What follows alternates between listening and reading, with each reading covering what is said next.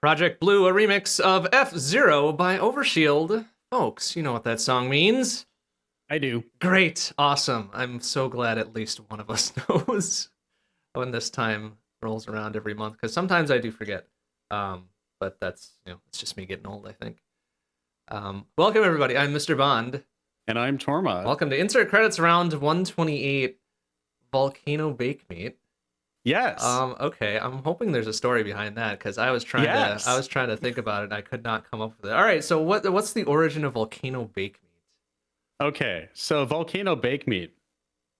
So 13 years ago, Delicious Cinnamon, I guess an account on YouTube.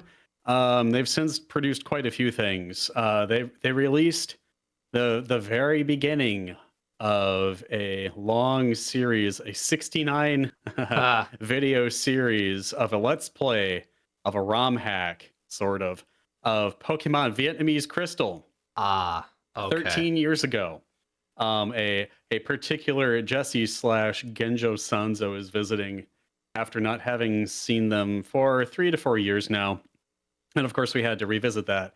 And we looked and saw that the videos were published 13 years ago, and we were like, did we watch them when they were new? Yeah, so they were published in 2011, and we were like, oh, okay, ooh, this is weird. Yeah, so we may have actually watched them when they were new. That's kind of weird, and I don't like aging. Anyway, so yeah. Volcano Bakemeat is part of the really shitty translation.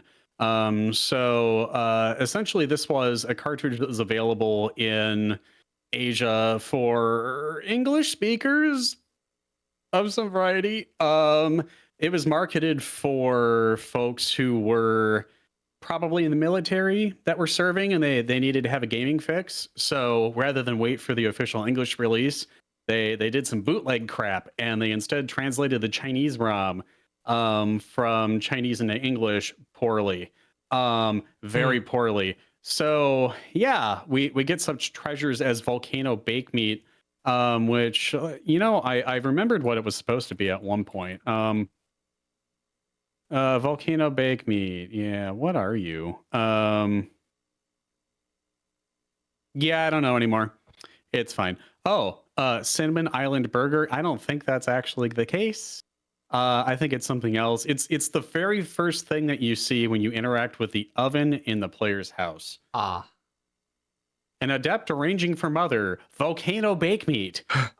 Yeah, it's just stupid. The whole thing is stupid. But much like internet humor from the late 2000s, early 2010s, it did not age very well for some things, unfortunately, but largely it's pretty tame compared to things like Yu-Gi-Oh! The Abridged series. Oh man, yeah. From which the creators I feel bad about that. I've changed a lot. Don't go back and look at that anymore, thanks. Yeah. Internet culture as a whole has changed a lot for the better, I think. Never mind the skibbity Riz Ohio bullshit. Anyway, yeah, so moving hastily along, yeah, so it's round 128. This is great, actually, because it's a power of 2. 2 to the 7. I have been waiting for so long to have another power of 2. It's been a while. It's been half the age of the show since we've had another power of 2. So yeah, and it'll be at least double the age of the show until we get to the next one. So exactly, that's just how that works. It's exponential, literally. More or less. Yeah. Welcome to round 128. This is Volcano Bakemeat. It's literally just because I couldn't think of anything else to name the damn thing, and we've been watching it for the last most of several hours, I guess. Yeah, I think we're on episode 17 or 18 of 69. Nice. So we never got through it the first time. We'll probably not get through it again. It's probably going to be a thing that we just continually restart and never actually get through. This is just how these things go. Yeah. And naming things is difficult. Like, it's a running joke when we do design later on, slight spoilers, that the name is the hardest thing to come up with. And that's true for so many things. You're naming a new computer, you got to give it a DNS name, you got to name a video game design that you do. You got to name a show, and it's hard. It's hard to come up with stuff. But anyways, welcome to Insert Credits. This is a podcast slash multimedia experience slash whatever the heck we want to call this that is ostensibly about video games. We talk about video games here. We generally tend to split this up into 3 segments. First, we talk about what's in the news, new releases, legal stuff, any other fun things that might be happening that is sort of video game related at the very least. Then we break to listen to some music, generally speaking, video game remixes from ocremix.org, Overclock Remix, very good spot. Then we talk about what we've been playing since last time, usually over a month. We rack up a few games here and there of stuff we've been playing. Then we take some more break for more tunes. And then at the end, slight spoilers from earlier, we do some design. Ad hoc, off the cuff, no prep whatsoever. We go to a site called letsmakeagame.net. It gives us a bunch of terms that we have to meet, and then we make a game live on the air here, or live recorded for your listening pleasure or watching pleasure, no matter how you're consuming this later, without any prep. And we do it. We do it. We somehow manage to squeak by on these designs for a few months. In fact, I've taken the liberty of putting together a spreadsheet of all the different terms we've covered. Good. Yeah, so we'll pull that up later because some of them are definitely repeated, some of them more often than you would think, and some, frankly, less often than I thought. So we'll save that for later. That's a little fun little numbers game we can play. All right. Housekeeping, though, first. Next few shows. Excuse me. We tend to schedule these 3 out at a time for the first show of 2025 in January there. Looks like we've got, the 17th. Yeah, all right. Very good. And then for round 130, that would be February the 14th. Okay. Very good. So that means round 131, we can start looking at March. Probably also the 14th. The 14th, yeah, that's pretty close to the center.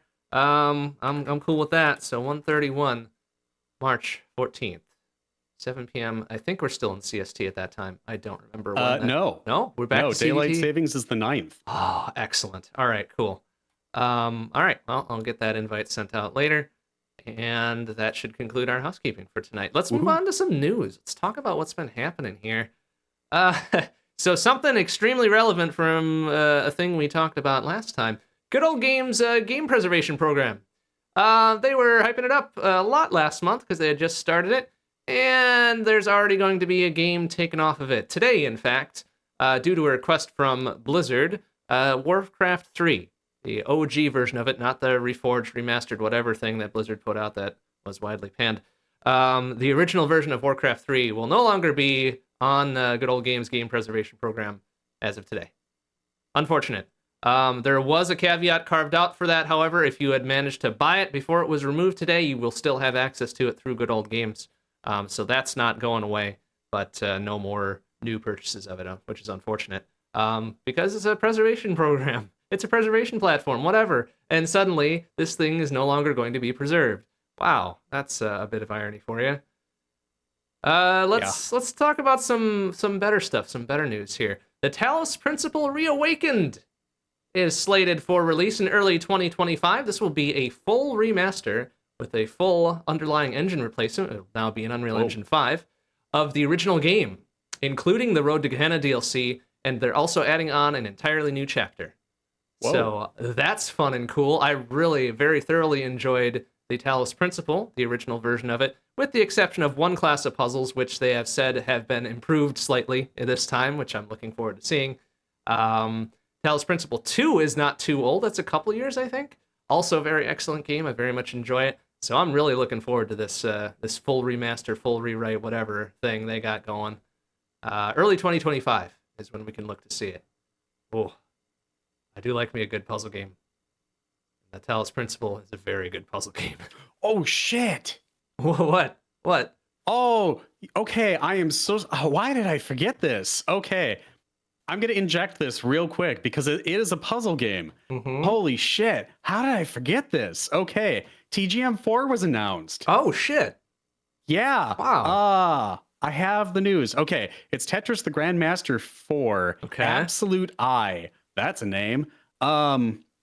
It is being released. God damn, when the hell was it? released to Steam before the end of March. Oh, so early 2025 again. Excellent. Yeah. So I completely forgot that until you mentioned puzzle games. Like, I have no idea how that just. Okay, I have some ideas. Fine.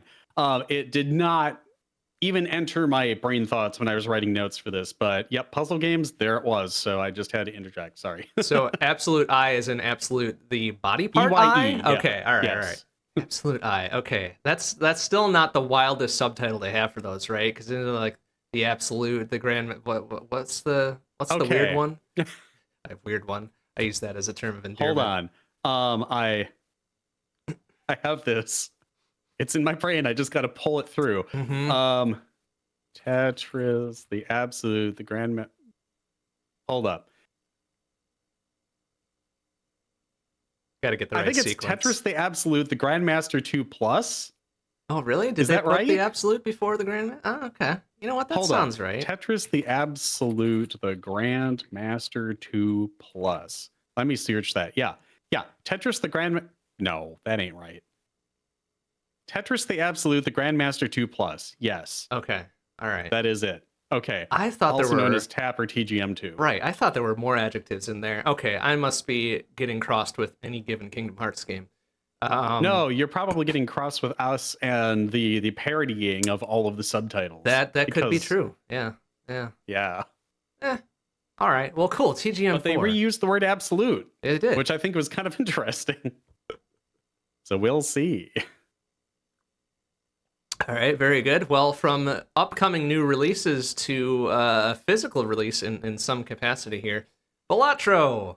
Everybody loves Balatro. Balatro is a very fun game, right? I'm not like making fun of that. I'm very sincere in saying Balatro is a very good game. There's going to be a physical card deck coming out. It's up for pre-order right now on Fangamer. Unfortunately, it's very much like a normal deck of cards. It has the standard red design on it that's of the initial deck you get in Balatro, plus their fancy standard card designs and whatever. But it only includes 4 jokers.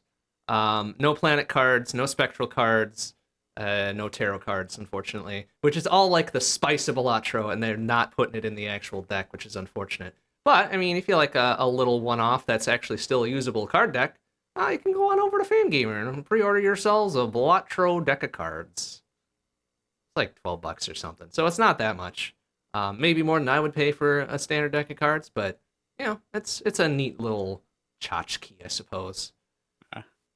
NES Tetris is added. Well, yesterday it was added to Switch Online. So if you want to get your NES Tetris fix and you happen to have a Switch Online subscription, you can now play it on Switch Online as of yesterday. Wait. What? Yep. NES Tetris is on Switch Online. Wasn't this already there? I don't know. Was it? I just assumed. I mean, like, it's just one of those games. Like, right? It wasn't quite a pack-in because it wasn't the Game Boy, but I mean, like, I just assumed. I guess maybe the NES Tetris version wasn't on there, so it was just added yesterday, presumably. At least that's what this article says, so I'm gonna go with it. Sure, sounds great. NES Tetris, let's break that in half too. Let's see if people hyper tap on Switch Online. Oh God, with those awful ass D-pads, yeah, no, that ain't happening.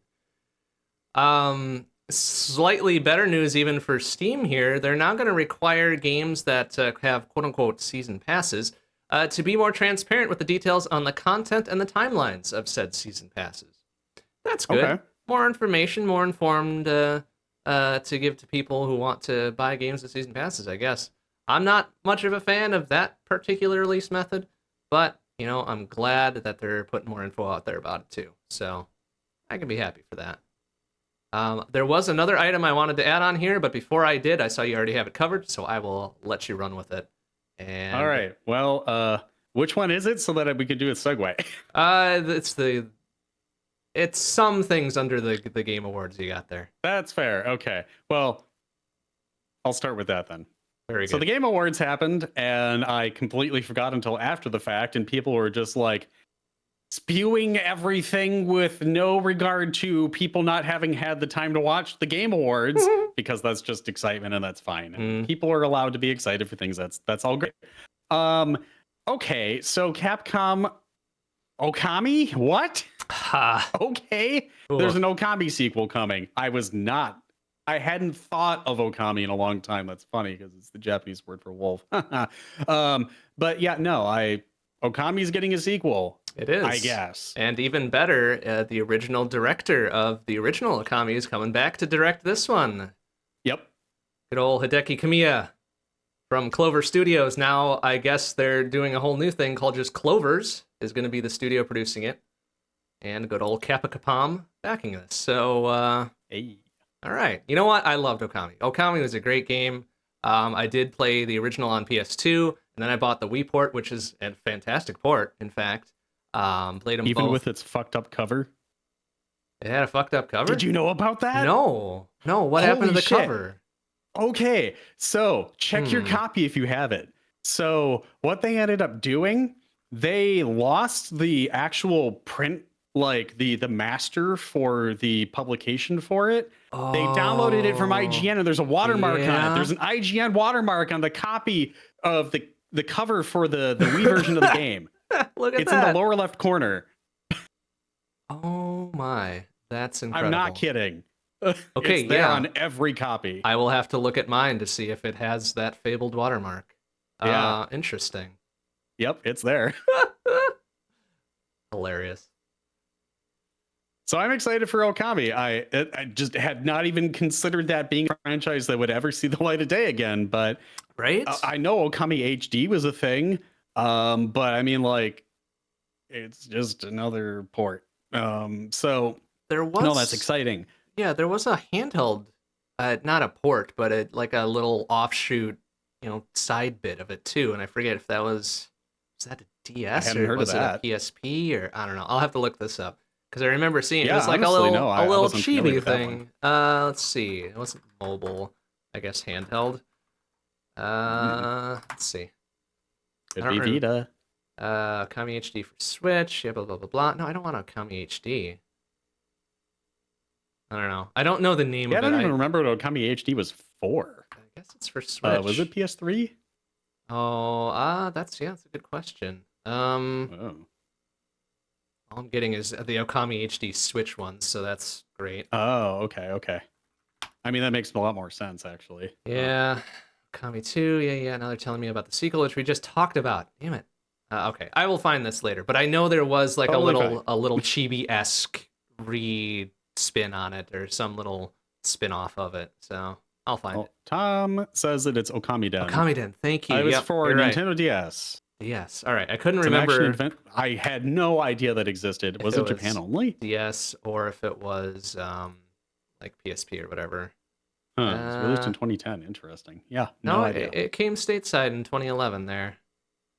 And Australia I had and Europe. Zero clue. Okay. Wow. Huh. That's fun. Well, there's a lot of other stuff. I should probably get to those, as excited as I am for more Wolf game. Right. Gearbox, Borderlands 4.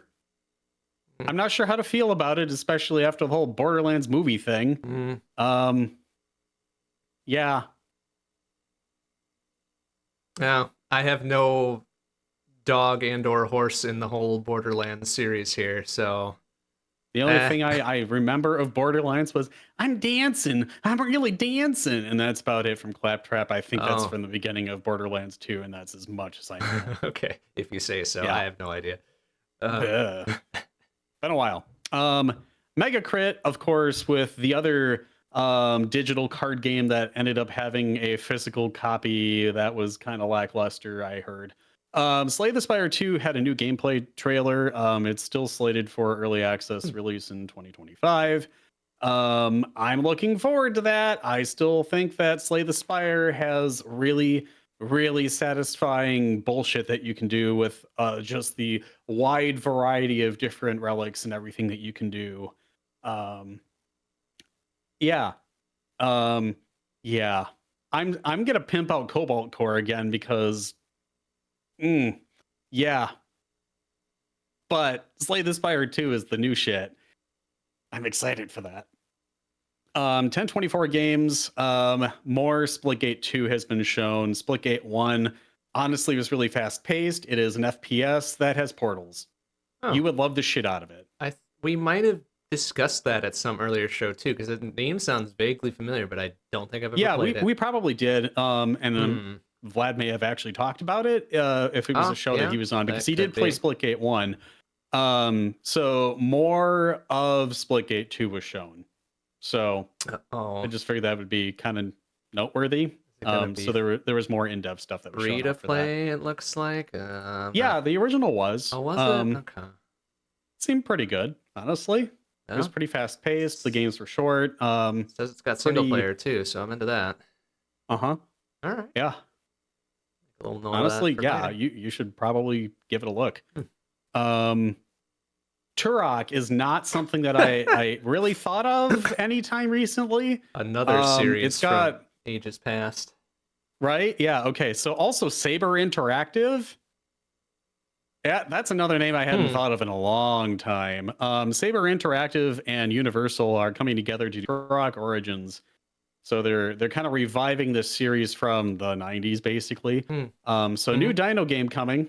Hey, All right. that's about as much excitement as I have for that. Sega and Ryuga Gotoku Studio are doing a new Virtua Fighter game, which everybody is actually really, really excited for, because the fighting game scene has been really big lately, and for good reason. A lot of the recent super competitive fighting games, especially with Hitbox and everything coming out, and that kind of revamping the scene. Um, Everybody's pretty pumped for this. It seems like it's got a lot of really positive, glowing reviews behind it, saying, "Yep, this is a great team. This is a Hmm. great studio. It looks Uh-huh. like they have a lot of really good talent behind them. People are excited for what this is." It was kind of just out of the blue, and more content, good, I guess. CD Projekt Red surprised people with a very early look at The Witcher 4. And then they surprised people again with a very early look at Elden Ring Night Rain. So it was a surprise and a surprise. Ooh. And yeah, honestly, I didn't look at the trailers for either of these, but at least from some of the art that I got to see of stills, pretty cool. There's some rumors floating around with The Witcher 4 that Geralt won't be there. So that's kind of interesting, because that would be the first Witcher game without Geralt, to my knowledge. Um, Bandai Namco Shadow Labyrinth looks really interesting. That looks exactly like the kind of game that you would like. It's a Metroidvania, kind of looks roguelike-y. I didn't really look too terribly close at it, but it's definitely Metroidvania. Wait, It kind of reminds me of Dead Cells, at least Roguelixy, based on first appearance. Roguelixy with a K or a T? I couldn't quite get a super firm grasp on it. I know it's Shadow. Metroidvania, but it definitely reminds me of Dead Cells. Let's see here. Okay.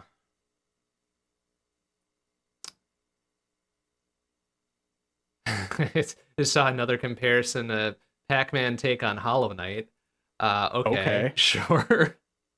What a I weird did not mashup. see that. That is a very interesting way to Yeah. describe a game. I don't know.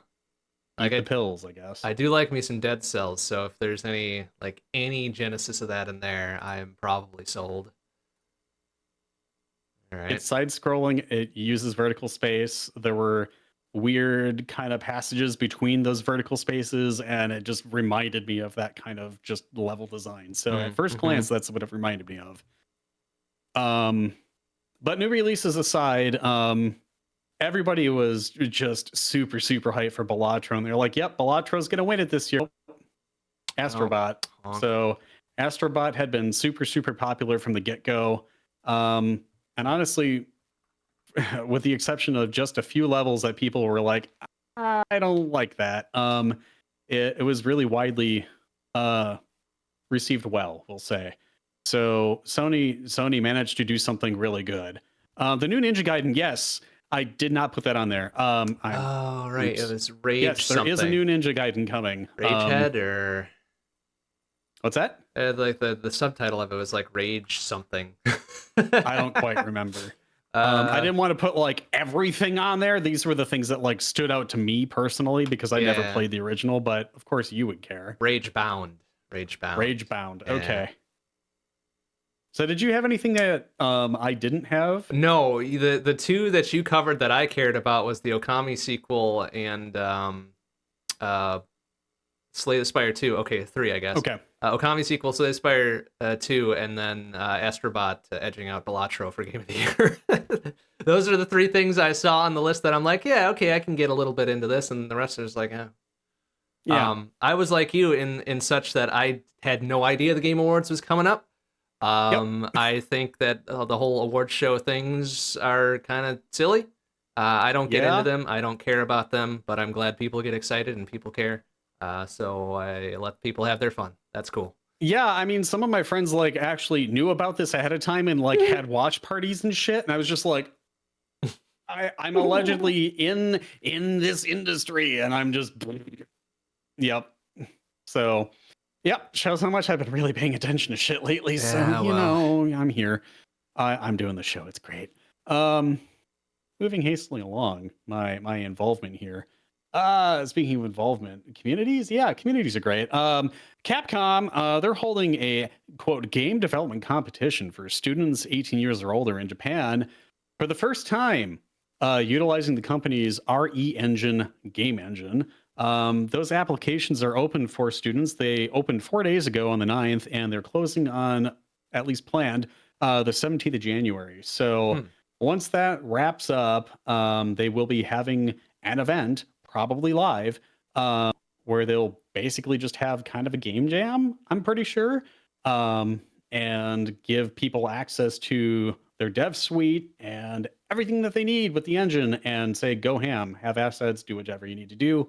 And we'll see. They had a pretty truncated, I guess you could say, version of the press release in English on their Japanese website. So if you want to go read about that, feel free. It sounded kind of neat. It was the first that I'd ever really like actually read about the RE engine. So that is the latest and greatest from Capcom. So they're trying to get new talent. They're trying to get people excited. So yeah, all these Japanese game design students are being encouraged. As many people as want to sign up and get ready to attend and do some cool work. So hopefully they're not going to be taken advantage of. Don't do Yeah. spec work. Early advice to any game dev students: don't do spec work. Don't do it. Not worth it. Yeah. So something weird. Ubisoft. I get the weird weird skin crawlies when talking about Ubisoft, but they're doing something that is allegedly consumer friendly, and that makes me go, what's the catch? Suspicious already. It is. So they're doing something that is allegedly consumer friendly, and they're extending their loyalty program to allow discounts on pre-orders and new games.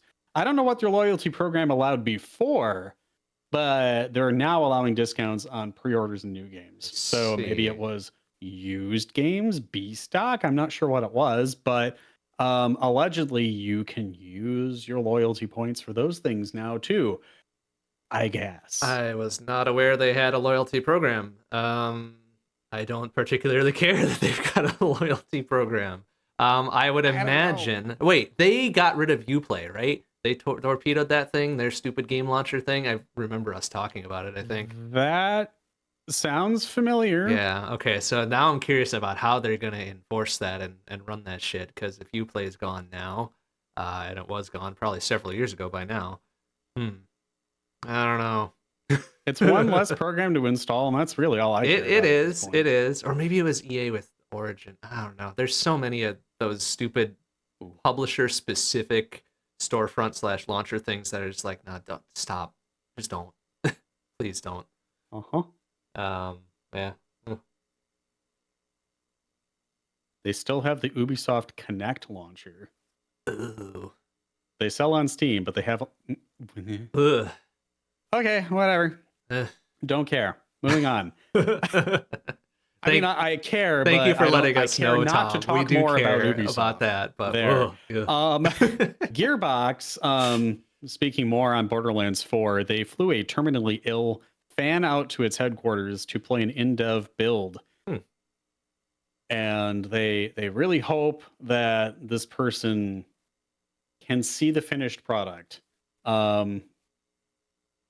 I'm using language that hopefully is benign and doesn't trigger. So um, this was this person's big wish. They got in contact with the studio saying, hey, been a big fan for a very long time. Unfortunately, this thing is happening in my life, and I'd really like to tour or something. And they ended up actually flying the person out to play the game while it's in development. And I think that's pretty rad. That is pretty good. So, Good on you, yep. Gearbox. Yep. And another good company guy, whatever, developer, Larian. I'm always gonna just keep hyping up Larian. Larian will continue to just drag everybody else in the industry for their shitty practices, like they did last night. I'm very happy about that. Larian's Baldur's Gate 3 patch 8 is due out in 25. It adds 25 new subclasses and a fuck ton of content for free next year. Yeah. Didn't they specifically say like Baldur's Gate 3 was finished? Like no new. I wasn't sure if that was stuff? like after they're done with this patch, because this okay. allegedly had been in dev for a while. Okay, that could be then, because but I'm not sure. Really specifically remember that and being like, wow, nobody does that anymore. Nobody says like this is it. We're done. There's no more to add to it because this is finished, complete. And along comes this Baldur's Gate 3, like, yeah, no, we're not doing more for it because it's done. We did what we set out to do. Huh. Well, okay. That's good. Maybe they were just talking about like paid DLC and shit too, which would also be interesting. Okay. Yeah, that's where things sit for me. What about that top bit there? We kind of skipped over that because of one. Okay, so segue. I'm going to gloat a little bit about this again because, again, I got to see Aaron Sharoff's Skeet within seconds of him posting it. So that Cobalt Core Vinyl Press Bandcamp campaign that I mentioned last show, it did end up successful at 201% funding. I got in right at the very beginning and was the one of the 10 slots for the limited edition test press thing. So I get a test press of the vinyl plus a normal one, the digital, etc. So very excited about that. He's thrilled. Everybody's thrilled. I'm just super stoked. Yeah. Everybody that I've had the opportunity to kind of like witness on social media who's worked on the game and how they interact with people and how they carry themselves has been kind of charming. It's nice to see that they've had success. Having them not be egotistical dumb fucks that are terrible people are kind of refreshing because that's kind of been a trend. The game's good too. It is. I love it. The soundtrack is fabulous. I'm really curious to see what other content comes from that universe. If you haven't played Sunshine Heavy Industries yet, which is the kind of like the inspiration for Cobalt Core, it is kind of worth going back to. It's kind of a puzzle economics kind of game-ish thing. It's spaceship building, but it gives you some interesting background to some characters that you see. So in Cobalt Core, I should say. But yeah, I'm really happy. The soundtrack is really fabulous. The people who worked on the game are fabulous. I'm really thrilled. So the actual physical production of that won't happen until 25. Allegedly, it's going to be shipped out probably toward the end of the first half of the year. So we'll see how that goes. I'm in no rush. Yeah, Cobalt Core is a fantastic game. It's $20. Occasionally goes on sale for 30% off. It was recently on sale. It is no longer on sale. But it's $20. So, yeah. Very good. Are we prepped up and ready for our first run at Toonskis here? Our little break to give our voices a rest. I never did get that pronunciation, unfortunately. Well, so I'm gonna do my best. Yeah. So tonight we start with A Translator's Tale by Zaliv, Chromatic Apparatus, Point Blanket, Sable Providence, Sile for the Jackal, and T.S. Ori from Dragon Warrior. going into Lost Orphan by Asher Kevin from Chrono Cross, and ending with Sumo Swagger by Minus World, Eric MG, and Dakota City Rag from Hari Manada.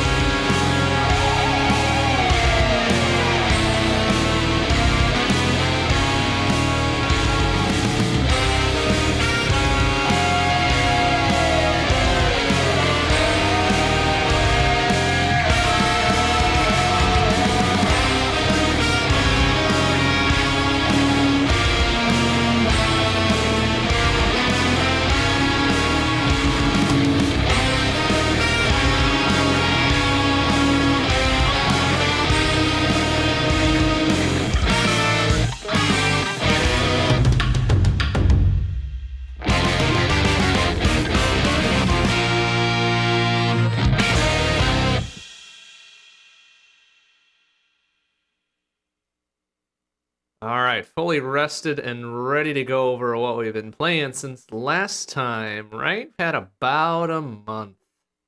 About a month since November. So what you been playing? Nothing. Ah, nuts and gum. Come on, man. I thought we were gonna work on this. Yeah. uh, Some shit's been happening. yeah, that's true. That's true. It's very fair then. Yeah. Well, I've been as busy as I normally am. Last time I had finished up Cobalt Core and started up on Kill Knight. And this time, Kill Knight is now complete. It was a very fun game. It was a twin stick, very much up my alley type thing. A couple of design elements were a bit frustrating until you get good, and then you kind of push past it. But it was a very fun game. I managed to clear all the individual levels on the hardest difficulty. Still working on the Infinity Drive equivalent in Kill Knight. I'm still kind of working on it. I can get to like the last 10-ish, what I believe is the last 10-ish% of the mode, and then I just fall apart. So still working on it. But Kill Knight is done for normal stream stuff. I've now picked up Lorelei and the Laser Eyes. This is an extremely esoteric puzzle game. But also it's one of the few games that has forced me into taking notes on paper. So yeah, I know it doesn't happen very often. The last time I think I did it was when I was playing The Witness, and it's the same notebook from that actually. So it's very interesting. Just earlier this week here in my last session with it, stuff started going not sideways necessarily, but very weird. Very weird and kind of a little stressful, I guess, even for a puzzle game. Because there are some elements where I presume you can do whatever is considered a game over. I haven't let it happen yet, but they've kind of hinted at it and been like, hey, you should really save your game, just in case thing could happen. Like, oh, okay, that's good advice, right? But it is very interesting. It's a very striking visual style. Most of the game is grayscale, black to white, whatever. But then any of like what I think are the important elements are all like shades of red and a little bit brighter splash of color and stuff like that. So it's quite a visually interesting game. And also I can't quite figure out what time period it's supposed to represent. There was some mention of late 80s, and then it talks about like early 18th century, and then it talks about like modernish, like 2024 and stuff like that. So I'm like, what the when is this supposed to take place? But yeah, it's a really fun game. It plays a lot with different puzzle styles too. There's a lot of math puzzles, some spatial reasoning. It plays with the presentation a bunch. There's even a PS2 style. I think it's maybe just PS1 style actually. Little game within the game, which has tank controls. Not my most fun bit of it so far. It's kind of irritating to try to move like that, but it is very like, wow, they jammed a lot into here. And it's like, oh, okay. I don't know how quite far I am through it. I think I've got some progress meter that I think it is. It says like 45-ish% or whatever. So we're looking at least like another week, maybe a bit more than that yet to finish this up. But it's an interesting game. I'm very much enjoying the puzzles, even though I've got like a dozen written down here that I have yet to solve. But it's been a fun experience so far. Cool. On the Shmup Book Club side of things, our new Shmup for a month of December is Zanuck Cross Zanuck. Zanuck is originally a game for the NES, for the regular Nintendo. So they did like a little compilation, remaster, rebuff type thing for, let's see, what system is this one for? I forget which of my many consoles I had to pull out of the closet to play this one. I think it's PlayStation. Yeah. Anyways, it's a very interesting. It takes a lot of the original mechanics of the original Zanuck and buffs it up a bit and does the fancy fancier graphics and stuff like that, for fancy for whatever this time period happens to be. But it's very fun. It's very much a you don't need a flow chart to figure out how the score works. So I'm into it. I don't have to think too much. I just gotta shoot the things and let the things not escape. So I like it. I like it a lot. Still playing one of our quarterlies, Dodonpachi Diojo Black Label. I probably mentioned this last time too, but this is one we had played earlier on in SBC. I don't remember if I was any good at it before. I certainly am not very good at it now, but it is still very fun to play. And then we've got a new quarterly now that just started up this month, Ghana Blade, that I haven't played just yet because I haven't bought it. But supposedly that's a lot of fun hearing from the folks that have played it. So maybe I'll have a little bit of a trip report on that one for next time. Long play, still working on Dead Cells because it's still a very fun game. I had a run last Sunday, that was going the distance, and I was at the final boss, at least the boss that I wanted to get to, and a dude just did not heal to save his life, quite literally. So I kind of lost, and it was bad because I had such a good build. I really probably shouldn't have even tried to heal. I should have just kind of fucking just gone through it. I didn't. I'm still a little salty about it. But gonna play it again this weekend because Dead Cells is very fun. And there's still like plenty of little cosmetics and I think a few weapons yet I have to unlock. But the unlocks are very slow because I tend to have a lot of runs that mysteriously don't make it past like level 2. And I can't imagine why that is. But it is a very fun game. Please play Dead Cells. It can be pretty forgiving, I think, in the lower difficulties. So even if you're not super twitchy and good at 2D platforming and 2D action and all that, I think you could get a lot of enjoyment out of it.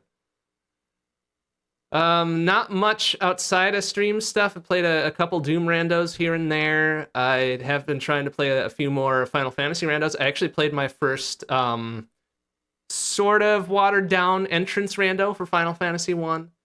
Ooh, okay. Yeah, and I say watered down because there's like maybe 25 entrances in the entire game, so it's not that complicated. There is a much beefier version of it where it takes each individual floor of every dungeon and every other place and mixes those up too. So it's like floor shuffle and floor rando and all that. And it's like, I can't do that just yet. But I think I'm working my way towards it. So, you know. Every entrance is just Marsh Cave. Oh, God, that would be the worst. God, Marsh Cave sucks. Yes. Yeah, I've been meaning to start Final Fantasy II Remaster as well since I finished Final Fantasy 1 Remaster. It's a good one. Yeah. I'm trying to do them in sequence, so I really want to get to Final Fantasy 4 Remaster because I like Final Fantasy 4 a lot. And, you know, I dig Final Fantasy 5 a bunch too. I'd like to get to that one, but I gotta finish 2 and 3 first before I go do that. Gotta have a few principles left. Yeah, and that's about it. There's a couple other minor games in between just to fill some time. Balatro, I suppose. I can mention Balatro again because it's very fun. It's easy to just pick up and play for a few dozen hands and try your dozen. best. Yeah, you know. Just a few. Just a few. But yeah, that's about it. I'm sure I'll still be playing Lorelei and Laser Eyes. I hope I'll finish it before next time. I can't imagine it'll take me another month, but knowing how weird some of those puzzles are, maybe I'll take that long to solve them. But yeah, looking forward to it. Final Fantasy IV on the TI-86? Wait a minute, what? How does that work? I don't know. I'm assuming that's correct because the TI-86 had a lot of stuff, a lot of very interesting ports, shall we say. Yeah. Okay. Well, it was a bit of a shorter segment, but that doesn't mean we can't listen. Oh, sorry.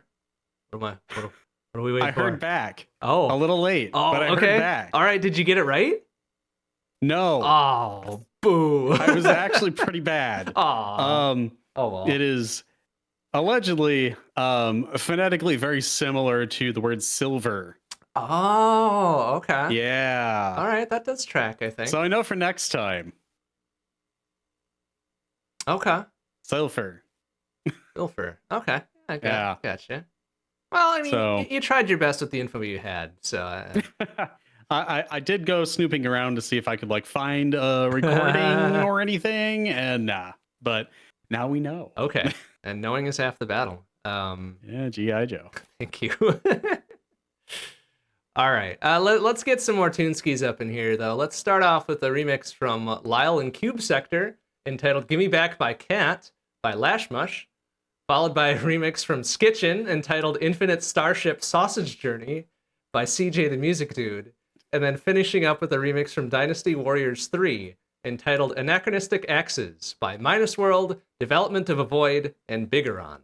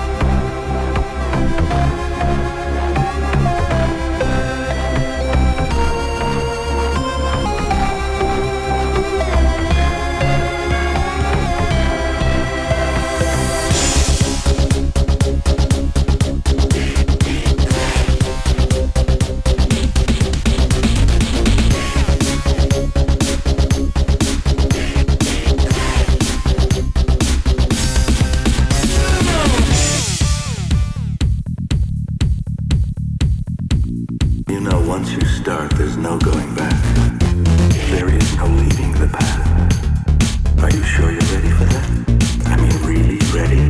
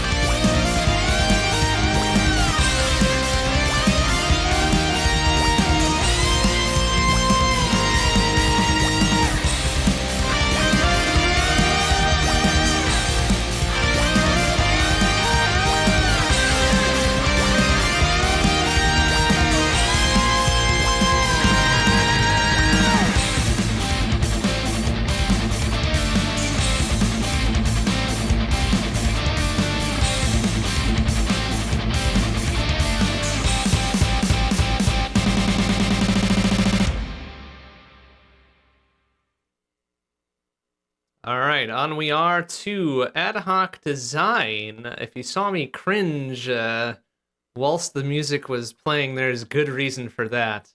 Uh-huh. And that reason will be explained as we go over this design segment here. So Tormod, if you would, what are we doing with design? What's this about?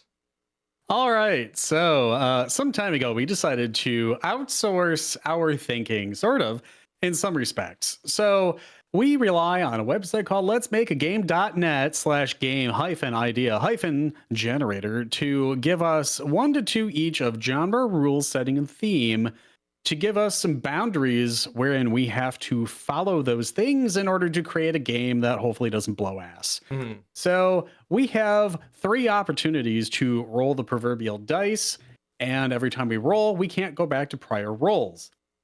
So every time we talk about this, we of course have to load the page, and because we don't actually push the generate button, it doesn't count. Instead, it is the terrible, usually awful example that we use to talk about what exactly the site does. So, for instance, here we have 2 genres, 1 rule, 1 setting, and 1 theme. The first genre for this game that we definitely do not have to make, and I never hope to, is puzzle. And the second genre is virtual pet. Oh. The rule is everything is connected, which is kind of bullshit. The setting is pirate, fine. But the theme is patriotism. Throw it out the window. Let's defenestrate this bullshit right away. So, as described, we push this generate button. This is now roll number 1. Should we choose to keep it, which we rarely ever do, we make the game. We decide to keep it, and we decide to make a game around it. We go and fill in such lovely details as title, setting, players, input method, the graphic and audio style, point of view, that kind of stuff. We talk about how to play the game, what are the mechanics, what's the win condition, things like that. We go ahead and fill those basic types of things in, and as we kind of like get a feel for the personality of the game, we get more information. So we rarely ever actually pick the first roll because we hate ourselves. So we instead go for rolls 2 or 3. Roll 2 is probably statistically the least common, which I could be wrong about. We'll find out. Probably there's spreadsheets being talked about here. Roll 2 happens. We can't go back to roll 1. Roll 2, we go, haha, this sucks ass. We hit the generate button 1 more time. We get to roll 3. We can't go back to rolls 1 or 2. We also can't go to a 4th roll. We've been very tempted. We've never done that. We have principles somehow, somewhere, and these lovely psyches of ours. We are instead forced then to keep the 3rd roll and make a porn game again. So that is the gist of everything. Am I forgetting anything important? No, that's a good overview. Just for grinsies, I did pull up our statistics spreadsheet on all the ad hoc designs we've done, and we started this, we'll call it the modern ad hoc design system here, back on round 88. So tonight will be number 41 that we've done in this particular system. And in putting together these statistics, there's only been 3 different things that we have done 4 games of. And then it breaks down, slightly more. We've done 3 of, a handful more we've done 2, and then about 2/3, it looks like, are single one and dones for these various themes, genres, settings, rules, what have you. Okay. So the past couple shows, the past couple designs we've done, when we hear some of these, we go, man, it sounds like we've done this pretty often. And you know what? We're bang on for about 2 of those. Fairy tale and mythology are 2 of the 3 that we have done 4 games about. Wow. The other one that we've done 4 games about is You Are Your Enemy. That seems pretty popular. I think I've enjoyed some of those, I think, more than the average. You Are Your Enemy is a very interesting topic to kind of discover there. The one that we kind of cringe whenever it gets rolled is patriotism. We have managed to do 2 games with patriotism outlined. So, we try our best here. And then the rest there. We've done, let's see, if I do a unique count here, we have 110 unique bits in our statistics spreadsheet here.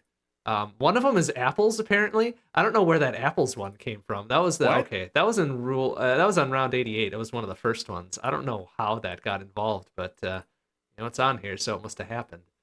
Um, yeah. So I don't recall ever seeing that word.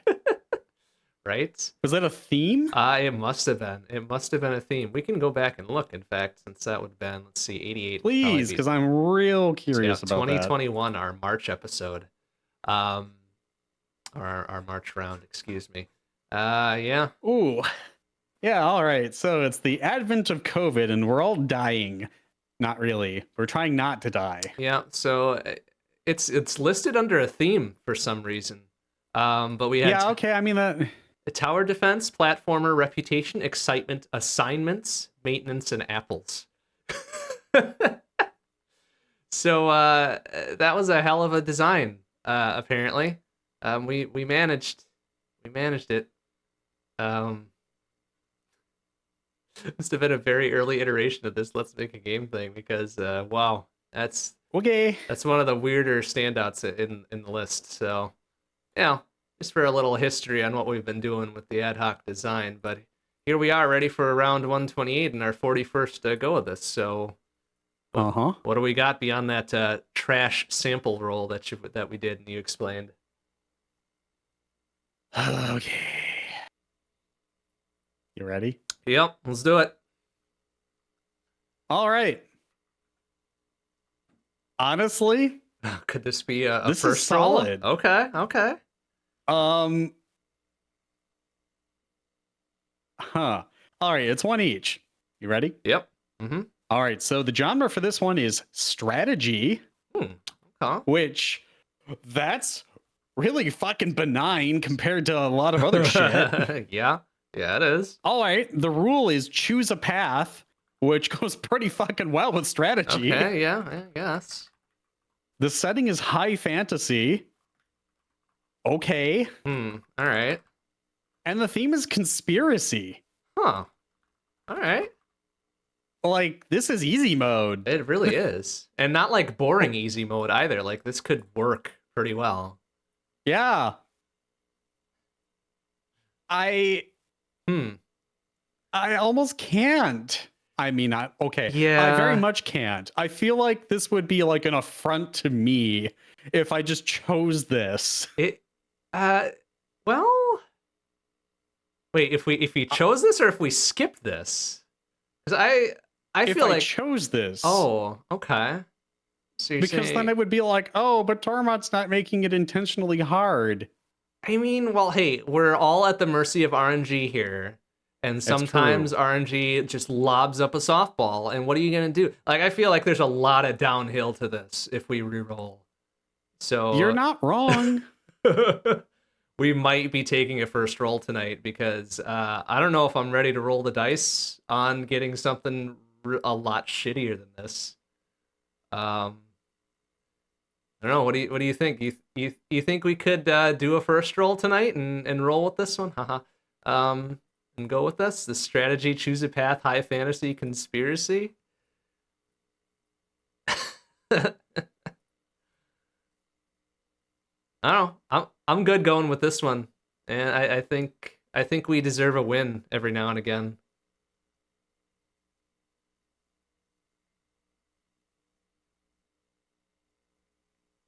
Looks like you're considering. Okay. Yeah. Okay. We good? Good. Okay. Unless you really don't want to, like, we can roll the dice again. I'm not married to any of these ideas. Something feels off, but everything is on the page. Like, you think it's a trick? You think RNG is fucking with us? Gods with Guns 97 is waiting wings. Oh, Gods with Guns is a high fantasy though, huh? Okay, I didn't mean that. Oh, like I that. See. You were thinking that another Gods with Guns roll was coming up. If we wanted to actually kind of like spice this up, we could intentionally spin it. Like, okay, actually, no, this could be interesting. Okay, because this is such a softball, what if we played it like we were spinning the other bullshit rolls that we usually get? Okay. All right. Yeah, we never want things to be too easy around here, right? We No. can't deal with too easy. Okay. All right. So just to be clear, then we are committing to this first roll, but we are turning this into a Gods with Guns like number 6, 5. I forget the count at this point. With these, Honestly, okay. When you really think about it, yeah, this could work. Okay. All right, let's go with it then. This could work. Okay, so they get bored of goddom, I guess, on their fucking literal high crowns and all, or crowns, high, what the fuck called? I don't know. Thrones. Thank you. Okay. Words. I am very tired. On their fucking high thrones and beating each other with whatever things they have, guns. It's in the name. Right. Fine. Literally beating each other with the guns themselves, not the bullets, just the guns. I mean, they're out of ammo. You know, what are you gonna do? They got bored. So they decided to fucking role play. Oh God. They're fucking LARPing. Oh no. They're LARPing. They're Oh, LARPing. No. Okay. Bored with goddom, the gods turn to LARPing. There's their hook. There's the hook. There we go. Oh wow. Here we go. Okay. So suddenly, okay. So the strategy part of this is you get to recruit other god units. Okay. All right. And there are no allegiances whatsoever. Every time you play, it's unique.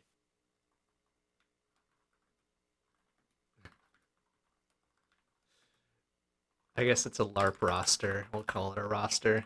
Hell okay. yeah. Everybody's drunk as shit in a bar, and it's whoever gets called first. I don't know. Or you stumble upon them on a path, you literally trip over them, and they're like barely just because they're so blasted. I don't know. Like, whatever gods do. That sounds like something a gods would Bacchus do. has got to be there somewhere. Probably. I don't know. I mean, that's more like classical gods and not high fantasy gods, but you know, we can make it work. But I mean, like, they're the classical gods role playing as high fantasy. Role playing in high. They don't even have to be role yeah. playing as gods. They're just cheating. They're using godly powers in high fantasy because they're bored. To make their LARPing that much cooler. Yeah. I guess. Yeah, why not? Okay. I love this. This is great. Roll it. All right. Okay. Mm-hmm. This is fabulous. Okay. Literally, the choosing a path is literally choosing a path. Literally. Okay. Okay, so that we're visiting certain locales and we're recruiting these gods, yeah, into our roster of high fantasy LARPers, and oh no. Oh yes. Uh-oh. Okay. Okay. What do you got? Okay. So this is gonna get like another level of meta here. So the gods from the Gods with Guns universe get bored, and they decide that they try to LARP. But then they're like, wow, this would be so much more interesting if we tried to roleplay, I don't know, like a Fire Emblem game. They try to make their own Fire Emblem game because they can just do that. And that's kind of what this shit kind of is. Because you have like the governmental conspiracy bullshit thing going on. And it's high fantasy, and there's magic, and there's apparently guns. They could be magic guns. I don't give a fuck. Yeah, like what else are you gonna shoot magic with? Staff? Precisely. Yeah. Okay. So they're creating, these gods are now creating this entire. Oh no, you got another idea. I got a great idea. Okay, no, this is actually super good. Okay, because they are gods, they can change the rules. Okay, so. Oh, this is actually really cool. Okay, I love this. This might actually be part of the conspiracy. Okay. Oh, I love this. Okay, so part of this is they can change the rules during the game. They might be able to change like the grid shape.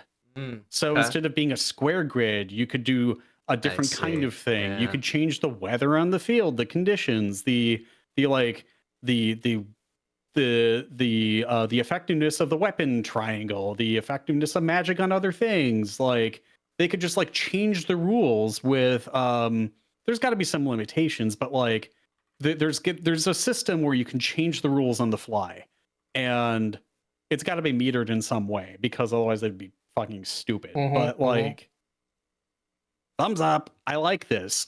This is actually stupid, and it's the kind of stupid that they are and have been, and this rolls. Yeah, this is exactly how they've been.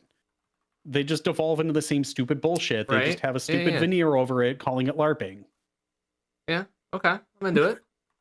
Yeah, okay, I love it.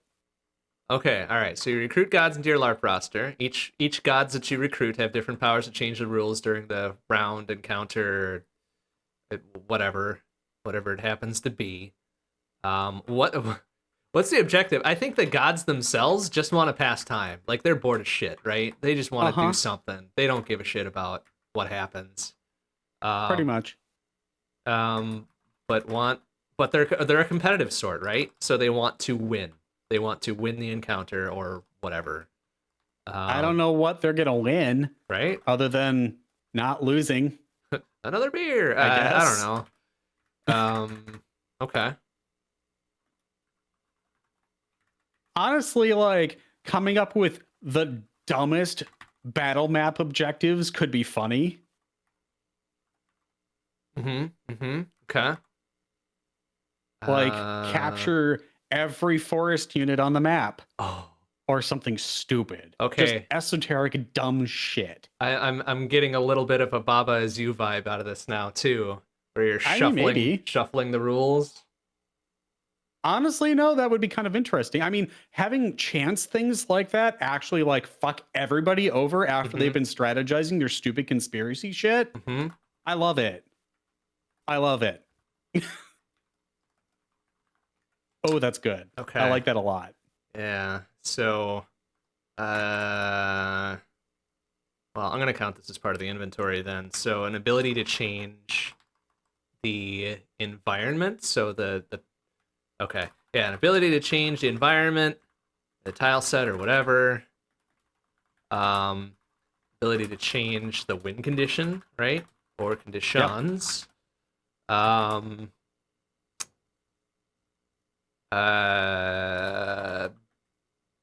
What else could be changed about this? Like Well, actually, you did bring up Baba Is You. Right. What things are threats? Okay. What things are benign? What properties are inherent to a thing? I mean, that's kind of neat. I mean, it doesn't have to like full on just like steal the entire concept, but I mean, like kind of like changing the purpose of certain things, or like even changing terrain difficulty or something like that would be kind of neat.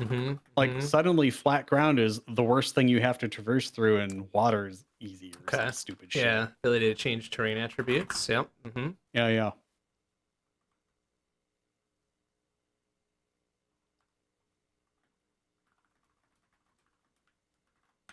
Suddenly, everybody has Karibo's shoe. Get fucked. I don't know. They can only move in L shapes because, chess, I guess. Gods with guns chess. Honestly, it could just turn into a giant chessboard suddenly without... Yeah, sure. Why the fuck not? I don't care. It's great. Suddenly all mountains are valleys. This is starting to sound a lot like the SimCity map fucker, basically. God. Yeah, good shit. Suddenly the cheat code Armageddon. Good times. Okay. This is speaking to me as an isometric-ish thing with... Yeah. Maybe it honestly, starts... I think like going full ham on having it do all of the same camera angles, having it be very like taking itself very seriously, even though it's very not serious, but having it come off like it's super serious, like Final Fantasy Tactics or something like that. Like, I like that. Okay. That's great. Yeah, we can definitely start off with a very serious. This is a strategy game. You are moving units around a very standard square grid, and then in come the gods. And okay, you are now using septagonal tiles. That would be a fucking nightmare to program. I'm not doing Yes. that. I love that. Do it anyway. Okay. Yeah, just I mean like there's so many like not quite tropey things, but tropey things that we could do that would be really funny. Like glitching to the title screen or stupid shit that's like actually not glitching, but it's a thing. And just like small nods to things that happened in other games. Like there's a lot you could do with this because it's very much them just like fucking around and finding out. Okay, yeah, an ability to change the entire locale, I guess. Yeah. Like the menu screen. Menu screen, inventory, listing, all that fun stuff. Uh-huh. Get yourself, crown 9 carrots or whatever. Yeah. Nice. Okay. Sell negative cure potions. Yeah, there you go. Yeah. Negative 65,000 iron shields, so you finance your entire run, and yeah, that stuff. Okay. I think punting on audio style is probably fine. Input method, I mean, this screams like, very serious standard, maybe not necessarily tactical RPG, but very adjacent to it, right? Yeah, I would say this is like D-pad and a few buttons. Yeah. Like 2 buttons maybe. Okay. So It's like SNES controller. Can we just be real about that? like SNES controller. It's the best small of this. small gamepad, yeah, aka Yeah. SNES. Yeah. All right. Boy, this would be pretty interesting as like a party game too. Like Honestly, yeah. a turn-based party game. Everybody's just out for themselves. Fuck with the rules on the regular. We'll say 4+ players. Oh my god. This feels All like what right. I wanted Dokapon Kingdom to be, but it wasn't. That's true. Honestly, Did you know there's a Switch? it doesn't take itself seriously, but it presents itself super seriously. And there's just endless ways to fuck around. Did you know there's a Switch version of it too? It's like I think I heard something about that. I wouldn't call it a Like remaster. $40, isn't it? Is it wow, I don't know if it's worth that. Uh, Yeah, it's not like a full ass remaster. It's just like a, polished up from whatever the OG release console for it was, and that stuff. it's on PS2 and Wii. PS2. Hey. Oh man, really? Just like Okami. Hey. Clover Studios, is that you? Yeah.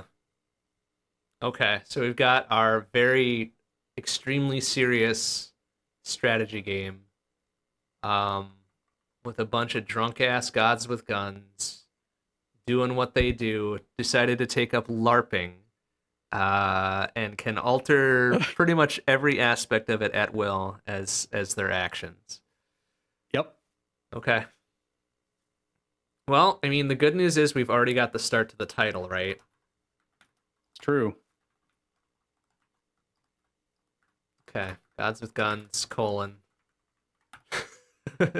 Gods with Guns 6, the LARPening. I don't know. Are we up to 6? I don't know. You said 6. That sounds right. Like I just pull a number out of my ass each time because we've done this so many times.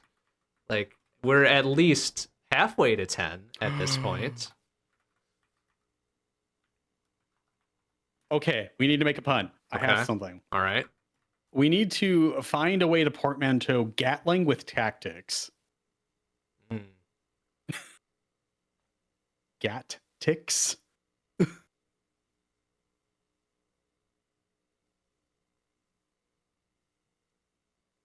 Nah. I can't think of a good way to do that, but it was close. It was there. It's it's a good thought. I do like Gatling as a piece to this though. Honestly, though, I mean, like, Oh, Gatling sabers as opposed to rattling sabers. I love it. I Okay. love that. All right. I love that. Gods with Guns 6. It's not very piratey, but I don't give a shit. Well, why would it be piratey? We're in high fantasy. I mean, sabers, though. I mean, Yeah, I know. Like, I was thinking of rattling sabers and like, oh, yeah, Gatling saber. All right. well, I mean, like, nobles use sabers occasionally too. Yeah, So no, that's- it's fine. Gatling that's sabers true. is great. I love Okay. it. This is good. All right. So that's one subtitle though. We don't just stop at one around here. No. All right. Gods Um, with Guns 6, Gatling sabers,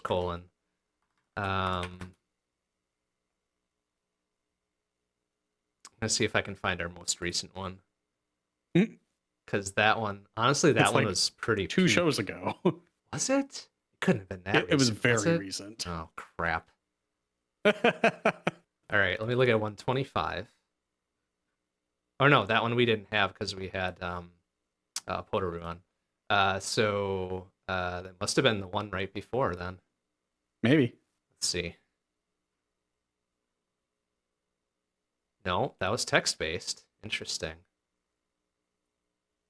Couldn't have been 126. That was only 2. Oh, it was. Okay. All right. So on 126, this was our another Gods with Guns game. This was Gods with Guns : Lady Guinevere teaches : primer : bullet time, because it was the Yep. educational game, right? Oh, this one was also high fantasy. Interesting. All right. Okay. Lady Guinevere, though. Lady Guinevere was good. That was great. Honestly, Lady Guinevere could just make a return here, too. Really? Yeah. Could be the tutorial. Yeah. Since Lady Yeah. Guinevere was teaching, bullet time last time, will make sense. It's true. Be teaching again. Yeah. Yeah. Okay. All right. So Gods with Guns 6, Gatling sabers,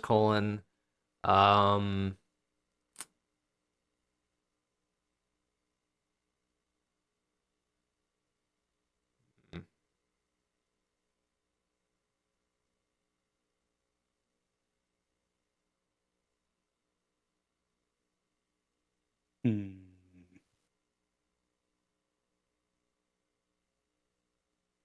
I'll admit trying to mix high fantasy with gun puns is a little bit hard.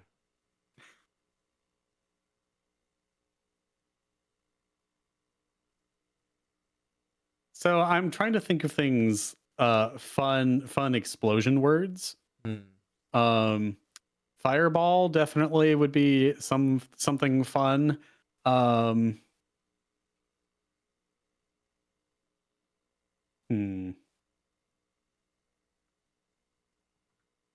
See, we were right though. And then something to call out the shifting rules.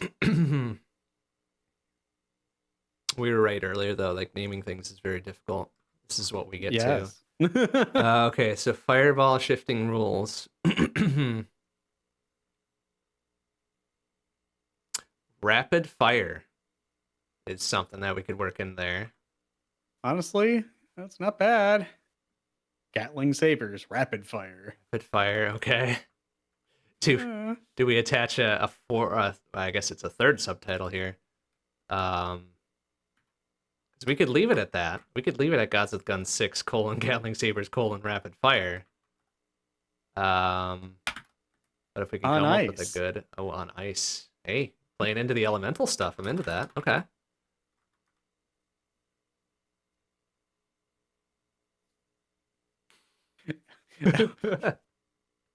Performance art. There we go. I mean, that's what LARPing is, right? Okay.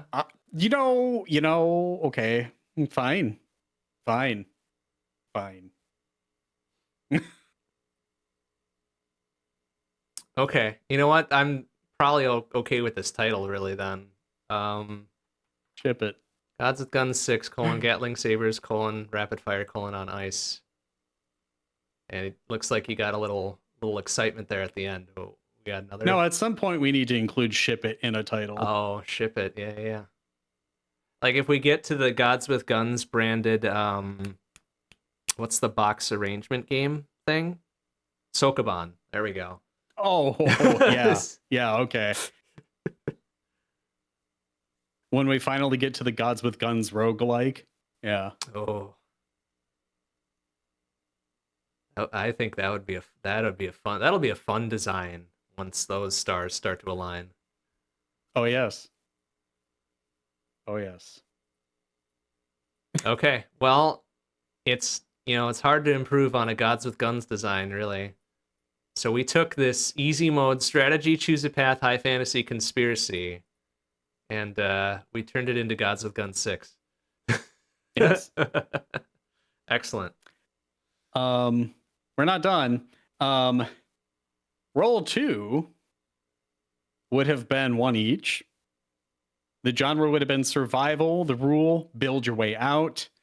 The setting, simulated reality, and the theme, technology gone nuts. Okay, so Roll not 3. not as bad as it could be, but here comes roll 3. We wouldn't have kept that. Okay, this is interesting.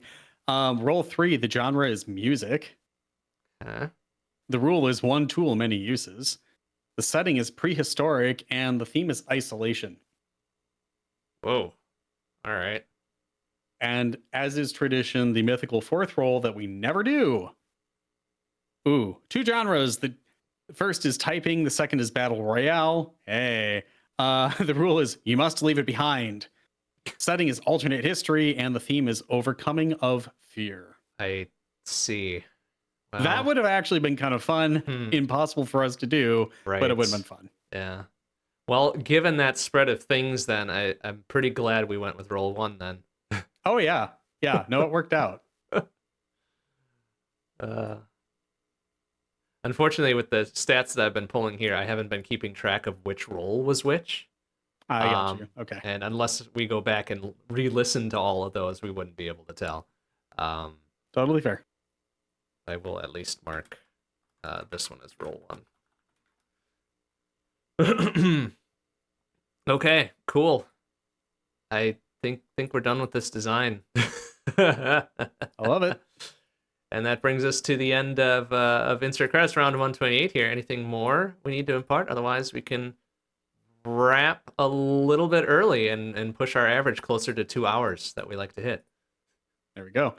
Have a safe and relaxing holiday season, and don't do anything too terribly stupid. Yes, please do not do anything too terribly stupid. It is the end of 2024, isn't it? Which is good. But see you all in 2025.